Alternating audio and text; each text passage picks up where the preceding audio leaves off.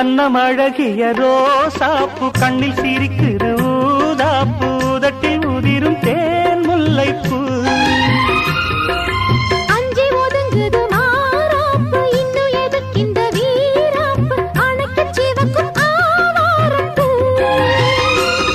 அடி சித்திரமே படிச்சேலைய கட்டுச்சு தேவதை பாதங்கள் பூமியில் ஒட்டுச்சு